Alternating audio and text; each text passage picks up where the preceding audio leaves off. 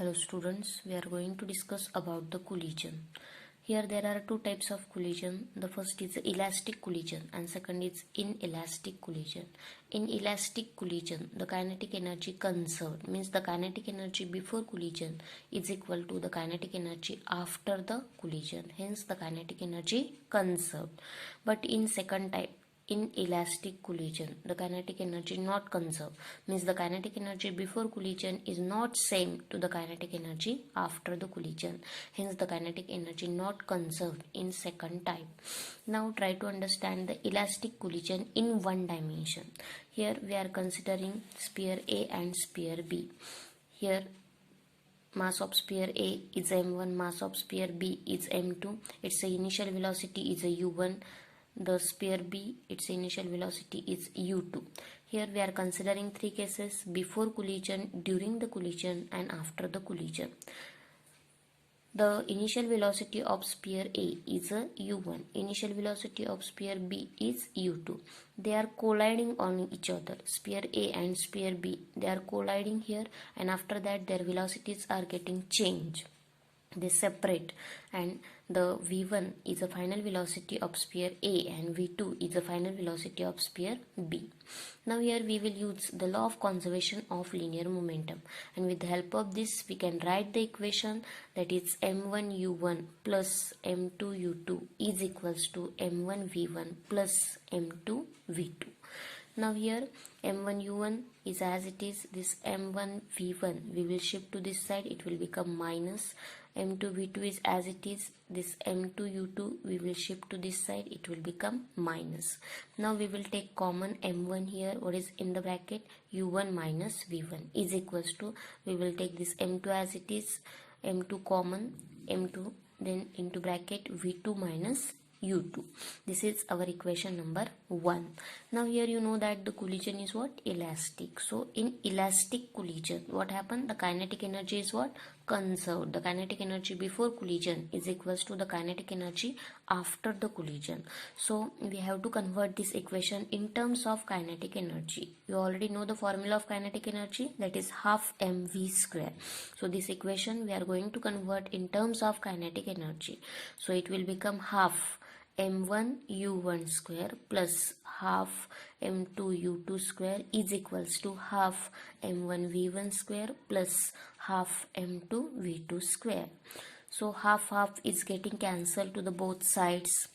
What is remaining? m1 u1 square plus m2 u2 square is equals to m1 v1 square plus m2 v2 square.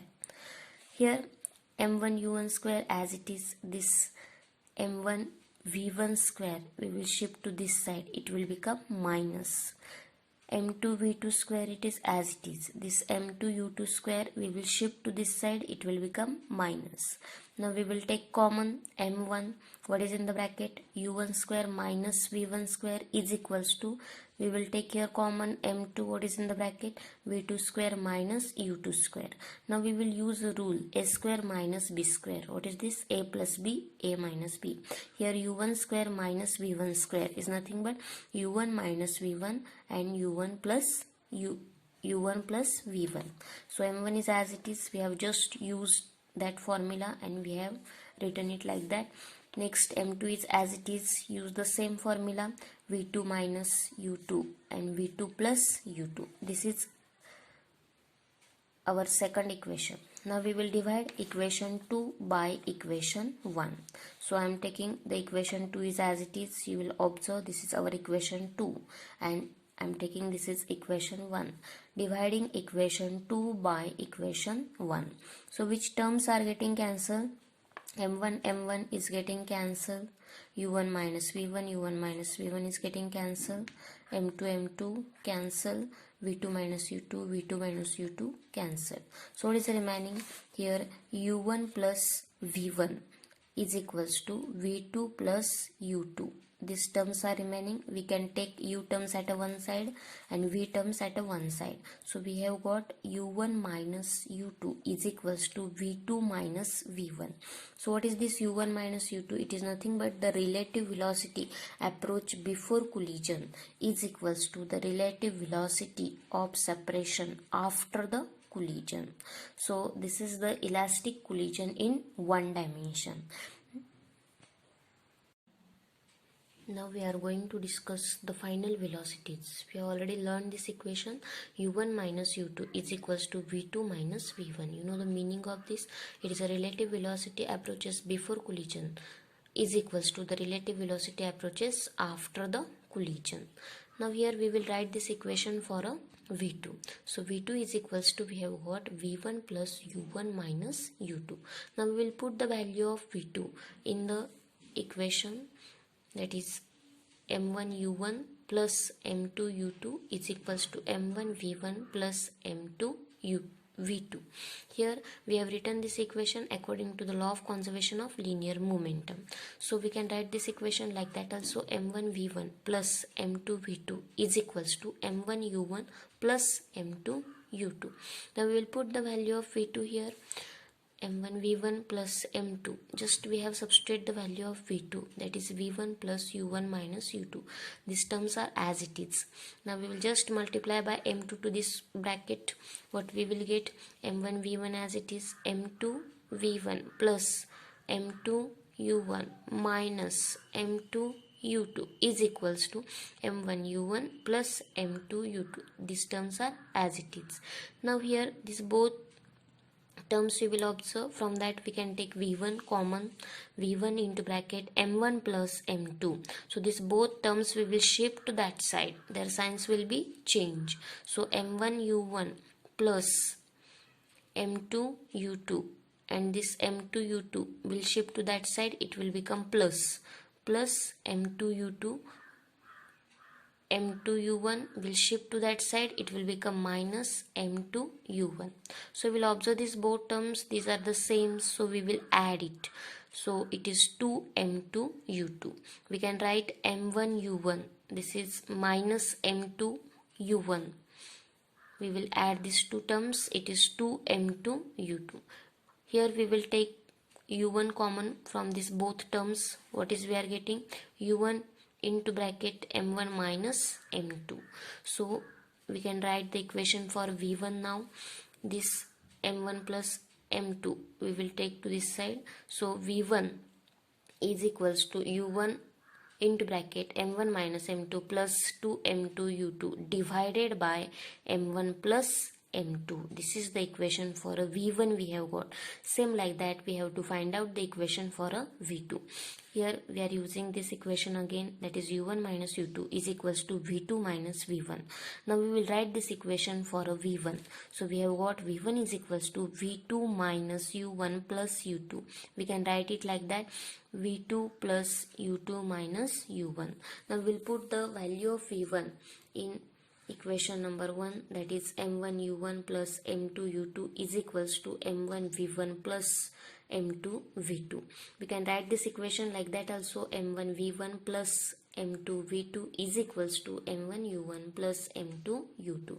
Now we will put the value of v1 here, and then we will write the equation again, m1, what is the value of v1, this v2 plus u2 minus u1, m1 plus m2 v2 is equals to m1 u1 plus m2 u2. Now we will multiply by the m1 to this bracket. What is we are getting, m1 v2 plus m1 u2 minus m1 u1 plus m2 v2 is equals to m1 u1 plus m2 u2. Now here you will observe this equation.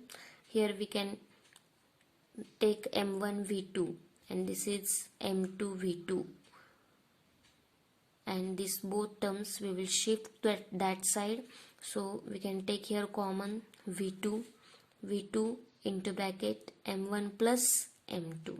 So m1 u1, and this is what, minus m1 u1, we will shift to that side, it will become plus. So we can add these both terms, so it is 2 m1 u1 plus here m2 u2 minus m1 u2, it is plus here, we will shift to that side, it will become minus, that is m1 u2. We can take common u2 here, So what is in the bracket? This is m2 minus m1. So we can write the equation for a v2.